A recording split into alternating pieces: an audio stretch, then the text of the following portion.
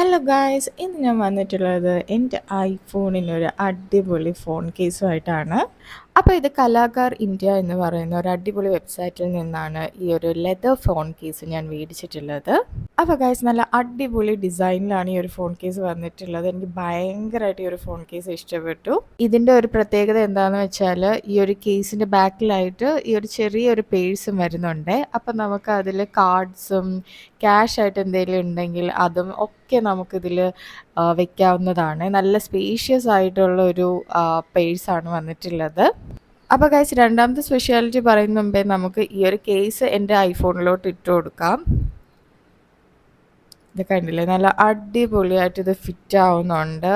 നല്ല സൂപ്പറായിട്ടുണ്ട് കാണാൻ എൻ്റെ ഐഫോണ്.